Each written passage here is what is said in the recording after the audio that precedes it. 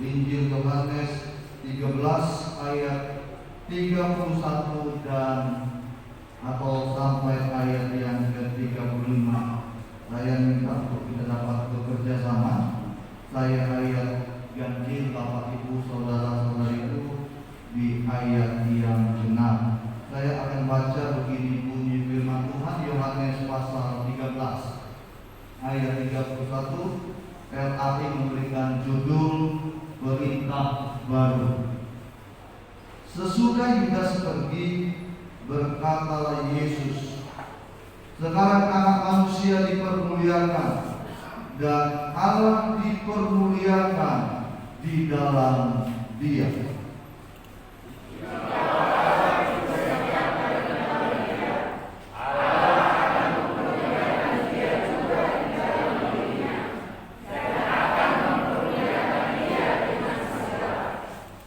Hai anak-anakku, hanya seketika saja lagi aku ada bersama kamu.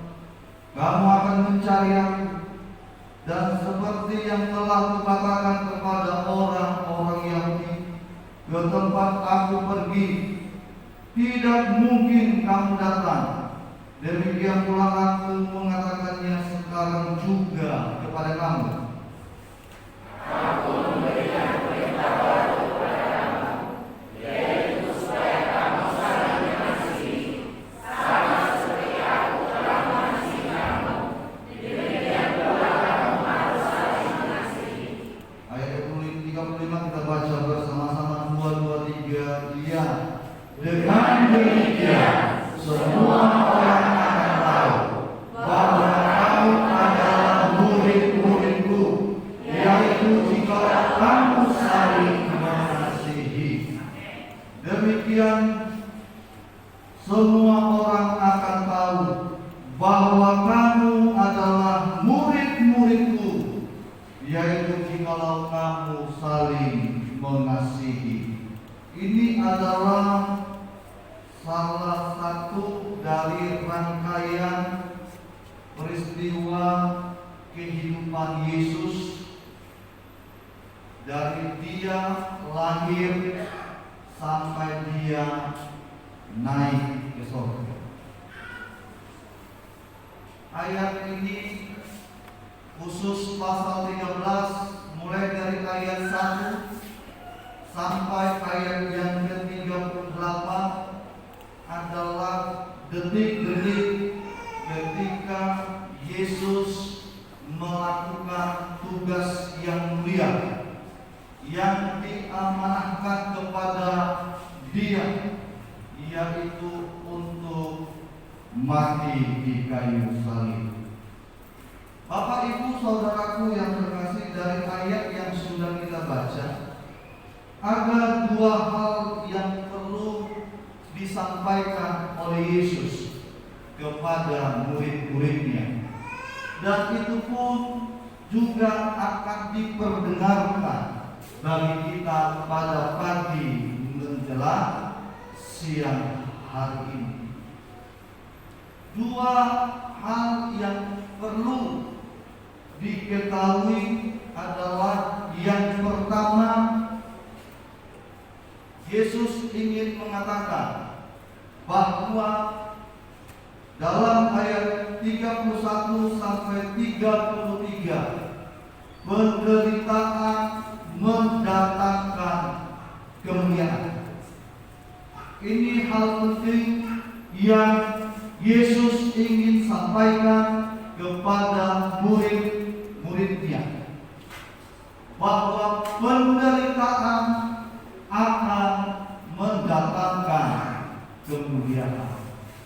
Yesus sangat tahu waktunya sudah tidak cukup lama lagi. Waktunya sangat singkat.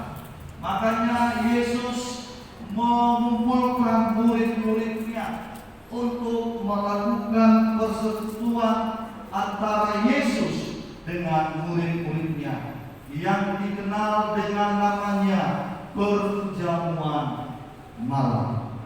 Nah, Bapak Ibu Saudaraku yang terkasih, sebelum perjamuan malam itu dilakukan oleh Yesus, yaitu tindakan sebuah kegiatan. Ketika Yesus tahu harinya sudah mulai dekat, maka Yesus mengambil baskom yang berisi air. Lalu dia mengambil jubahnya, lalu dia mencelupkan ke dalam baskom itu, dan dia menunduk di hadapan para murid-muridnya. Apa yang Yesus lakukan? Apa yang Yesus kerjakan? Maka Yesus menyekat, membersihkan, yaitu kaki para murid-muridnya. Kalau kita memperhatikan dari ayat 1, Yesus tidak menyampaikan secara eksplisit atau secara berterus terang. Yesus melakukan sebuah tindakan yang bersifat implisit, artinya tersembunyi. Kalau Bapak Ibu perhatikan dalam ayat 7 dan ayat yang ke-12 dalam Yohanes pasal 13, klik. Beginilah kata Yesus ketika Yesus melakukan hal tersebut. Jawab Yesus kepadanya, apa yang kuperbuat engkau tidak tahu sekarang, tetapi engkau akan mengertinya kelak. Artinya memakan waktu. Klik ayat yang ke-12. Sesudah ia membasuh kaki mereka, ia mengenakan pakaiannya dan kembali ke tempatnya. Lalu ia berkata kepada mereka, mengertikah kamu apa yang telah kuperbuat kepadamu? Mengertikah kamu apa yang telah kuperbuat kepadamu? Ini adalah pertanyaan Yesus yang sangat tegas kepada murid-muridnya. Pertanyaan ini dilontarkan oleh Yesus karena sudah beberapa kali Yesus memberitahukan akan kematiannya, tetapi murid-muridnya tidak mengerti dan tidak dapat memahami. Perlu pengertian, perlu pemahaman, supaya apa yang kita lakukan itu adalah dengan totalitas. Amin Bapak Ibu. Tidak tanggung-tanggung. Orang yang tanggung-tanggung melakukan segala sesuatu itu karena tidak memiliki pengertian yang utuh. Ini yang Yesus sampaikan kepada murid-muridnya. Ada penderitaan yang akan dihadapi oleh Yesus, yaitu dia akan diserahkan ke mahkamah, dia akan dicambuk, dia akan dicerca, dia akan dibuli, dan dia akan membawa satu batang ke bukit Golgota. Dan saya mau katakan bahwa penderitaan yang dialami Yesus bukan penderitaan yang biasa. Penderitaan ini adalah penderitaan yang sangat berat dan teramat berat. Kita bisa buktikan melalui yaitu Taman Getsemani, di mana Yesus berdoa. Ketika Yesus berdoa, maka dari tubuhnya keluarlah darah. Kalau orang medis katakan ini adalah tingkat depresi yang tinggi, mengakibatkan pembuluh darah itu pecah. Bisa diklarifikasi karena ada beberapa dokter di sini. Itu menunjukkan betapa tingginya tekanan yang Yesus hadapi. Karena apa? Sekali lagi, dia adalah Allah yang Maha Tahu. Amin Bapak Ibu. Dia tahu sudah mulai dekat. Dia berdoa, dia berserah kepada Bapa yang mengutus. Dan kita perhatikan dari pernyataan Yesus, Eloi, Eloi, lama sabachthani. Artinya, Bapa, Bapa, mengapa engkau meninggalkan aku? Seakan-akan dia dibiarkan untuk menanggung. Apa yang dia tanggung? Yang dia tanggung adalah dosa seluruh dunia. Bukan dosa satu orang, bukan dosa dua orang, bukan dosa sekelompok, tapi seluruh dunia. Bapak Ibu bisa bayangkan bagaimana beban yang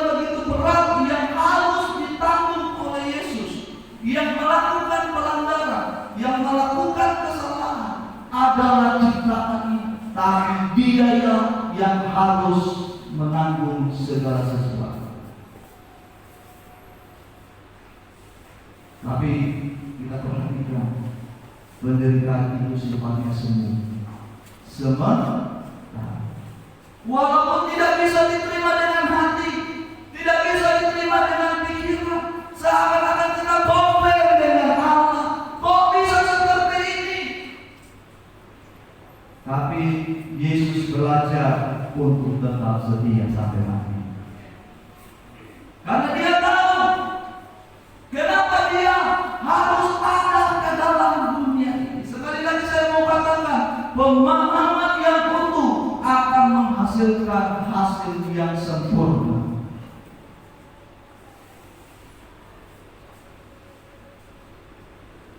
Dia kita belum tahu lagi bagaimana setelah Dia mati masih ada isu yang harus dihadapi.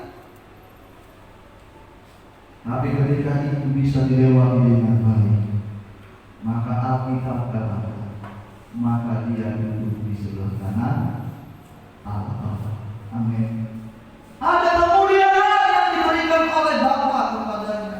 Dia duduk di sebelah kanan Allah Bapa. Dan itu disaksikan oleh seorang yang bernama Stefanus. Kalau kita melihat dalam surat Kisah Para Rasul, ketika dia dijerah, ketika dia dianiaya oleh karena kebenaran, dan apa yang diucapkan Yesus pun diucapkan oleh Stefanus. Ampunilah mereka sebab mereka tidak tahu apa yang mereka berbuat. Ini pernyataan Stefanus. Dan ketika itu dia melihat langit terbuka, dan dia lihat Yesus yang sudah mati, Yesus yang sudah bangkit, duduk di sebelah kanan Allah. Ini yang perlu kita pahami. Karena dalam mengiring Yesus itu ada penderitaan. Paulus katakan, kamu bukan hanya dikaruniakan untuk percaya, tapi juga untuk mengalami penderitaan-penderitaan seperti Yesus. Jadi kalau Bapak Ibu mengalami hal yang tidak seperti apa yang kita rasakan, ingat bahwa Yesus pun sudah melakukan hal tersebut. Amin Bapak Ibu. Kalau tidak Bapak Ibu, kita bisa undur dan undur. Kalau tidak, kita bisa banyak komentar dan Tuhan. Ini kondisi iman orang Kristen yang dikatakan bahwa menjadi Kristen itu enak dalam pemikiran manusianya, bukan belum tentu dalam pemikiran. Kalau ada penderitaan yang kita alami karena kebenaran, janganlah kita tawar hati. Amin Bapak Ibu.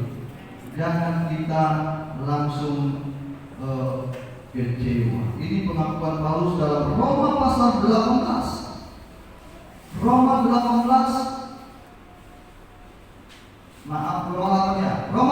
ayat 18 begini bunyi firman Tuhan, sebab aku yakin bahwa penderitaan zaman sekarang ini tidak dapat dibandingkan dengan kemuliaan yang akan dinyatakan kepada kita.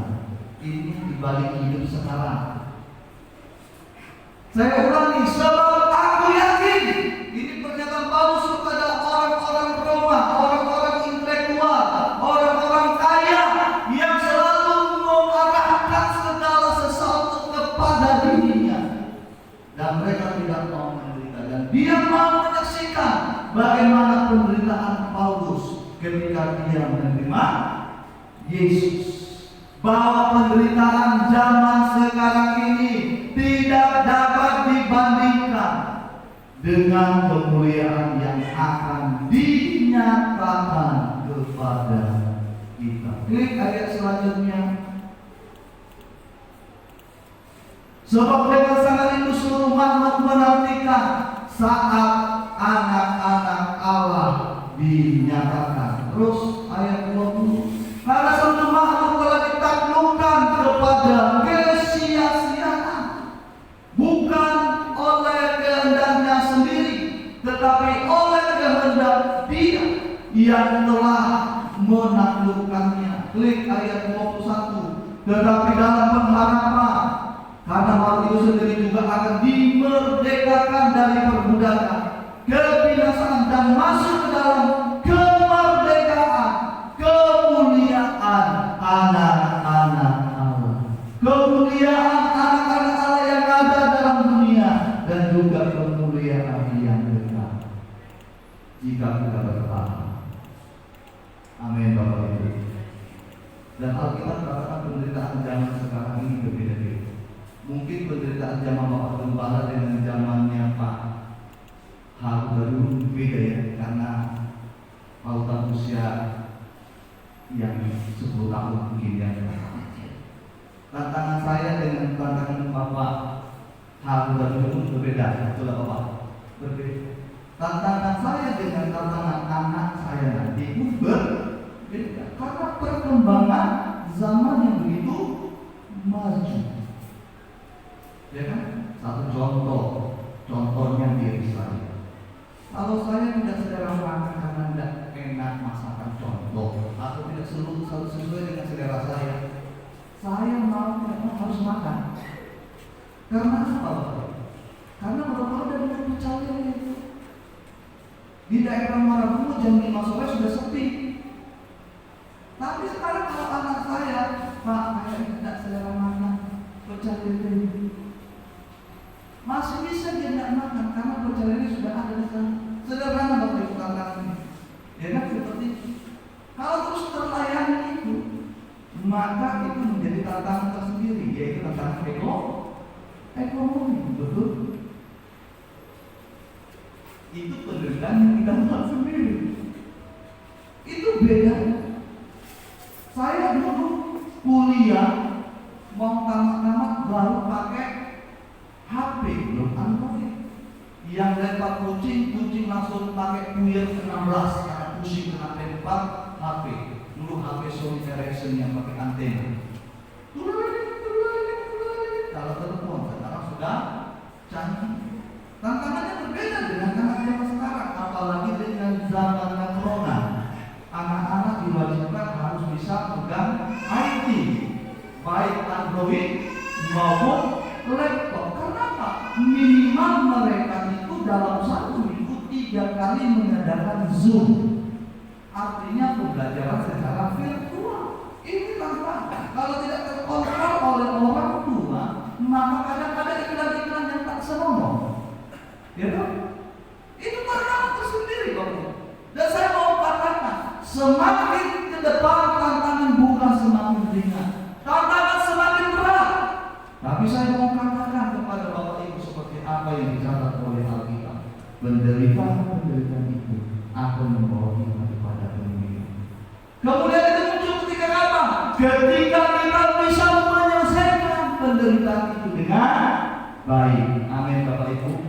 Ingat semboyan penggadaian, menyelesaikan masalah tanpa masalah lalu hutang harus dicicil. Kalau tidak, yang digadai tidak menjadi bahagia. Tapi kutiplah semboyan dan penggadaian. Menyelesaikan masalah tanpa masalah. Itu poin yang pertama yang perlu kita pahami. Karena ada tantangan yang dihadapi para murid-muridnya, seperti apa yang dikatakan Yesus. Nanti kamu akan tergoncang iman. Yesus mengatakan itu. Kenapa? Karena tidak ada kesiapan hati murid-murid untuk kematian Yesus Kristus. Yesus sudah berkali, dan Yesus akhirnya menerima kemuliaan itu melalui fase yang namanya penderitaan. Hal yang kedua yang Yesus sampaikan kepada murid-muridnya dalam ayat 34 dan ayat yang ke-35, dalam Injil Yohanes pasal 13. Aku memberikan perintah baru kepadamu, yaitu supaya kamu saling mengasihi, sama seperti aku telah mengasihi kamu. Demikian pula kamu harus saling mengasihi. 35. Dengan demikian semua orang yang tahu bahwa kamu adalah murid-muridku, yaitu jikalau kamu saling mengasihi. Poin yang kedua yang Yesus ingin sampaikan di malam itu, sebelum dia menuju kepada kematian, Yesus katakan, orang-orang akan tahu bahwa engkau adalah murid-muridku ketika engkau saling mengasihi. Ketika engkau saling mengasihi. Ini perintah baru. Perintah lama apa? Kan seperti itu. Sebenarnya sama saja, Pak. Karena perintah baru itu dicatat dalam Matius, kasihlah Tuhan Allahmu dengan segenap akal budi dan dengan segenap akal jiwamu dan seterusnya, dan kasihilah sesama manusia seperti dirimu sendiri. Itu sudah ada dalam hukum Allah yang diluarkan, yang diberikan oleh Allah kepada Musa. Jangan ada Allah lain, jangan menyembahkan, ya. Jangan menyembah kepada Allah lain, ingat dan putuskan hari Sabat, hormati lawan orang. Yang bedanya di mana? Yang bedanya adalah waktu perjanjian lama tidak ada yang namanya kasih karunia. Yang salah harus dihukum. Makanya ada istilah mata ganti mata, gigi ganti tipon, sama gigi ganti gigi. Seperti itu. Karena itu hukumannya. Tapi dalam Yesus Kristus ada kasih karunia, ada kesempatan untuk memperbaiki. Tapi kalau dunia perjanjian lama tidak ada pengampunan bagi, tidak ada maaf bagi dosa bahasa sekarang. Seperti itu. Saling mengasihi. Saya tidak bicara tentang perintah yang baru, tapi saya akan mengambil bagi kita pada hari ini, saling mengasihi. Kenapa Yesus mengatakan hal ini? Sebab Yesus melihat ada kasih yang tidak murni di komunitas Yesus. Ada kasih yang tidak murni di komunitas Yesus. Makanya Yesus katakan saling mengasihi. Kasih yang tidak murni itu ditunjukkan oleh satu bernama Yudas Iskariot. Kasih yang ada dalam Yudas Iskariot adalah kasih yang ada kepentingan diri sendiri. Kita sama-sama tahu Bapak Ibu, bahwa Yesus mati karena Yudas Iskariot. Dia mau menerima upeti dari orang-orang yang menginginkan Yesus. Yudas tahu rencana-rencana apa yang harus dilakukan Yesus. Termasuklah jam berapa Yesus di taman Getsemani, artinya di mata-mata. Makanya Yesus katakan dalam ayat ke-31, ketika Yudas sudah pergi, maka kemuliaan Tuhan dinyatakan. Kenapa kasih antara manusia tidak sempurna? Karena masih ada kasih yang bersifat seperti Yudas Iskariot. Ketika Yesus ada di taman Getsemani, Yudas keluar, dia beritahukan kepada orang yang berkepentingan bahwa Yesus ada di taman Getsemani dan dia sedang berdoa. Tidak lama kemudian maka terjadilah penangkapan di taman Getsemani. Makanya Allah Yesus ingin memurnikan. Aku mau meninggalkan engkau. Jangan ada lagi kasih seperti kasihnya Yudas Iskariot. Kasih yang kalau ada kepentingan, ada udang di balik rempeyek. Kerjasama yuk.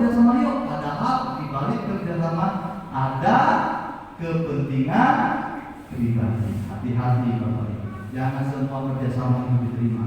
Harus perlu direnungkan terlebih dahulu. Harus diluangkan supaya kita jangan kecolongan.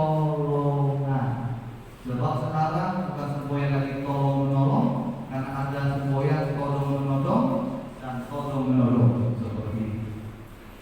Ini kasih yang tidak baik, kasih yang ada dalam diri Yudas Iskariot. Itu nanti Bapak Ibu bisa baca ayat-ayat selanjutnya. Yang kedua, Yesus ingin sampaikan ada kasih yang tidak murni yang ditunjukkan oleh seorang yang bernama Simon Petrus. Kasih Simon Petrus adalah kasih yang ingin mendapat sebuah penghargaan, penghormatan, mendapatkan sebuah pujian. Betapa banyak orang melakukan sesuatu supaya dikatakan baik, hebat, wow, rohani, padahal rohana, bukan rohalus, rohana seperti itu.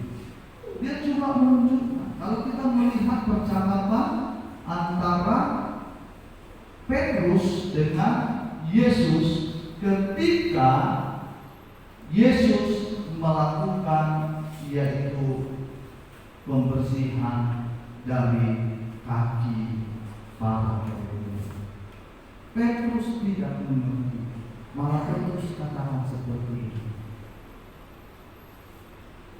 Jangan hanya kaki saja yang dibasuh, tapi semua tubuhmu. Saya tidak akan bicara tentang membasuh seluruh tubuh dan kaki.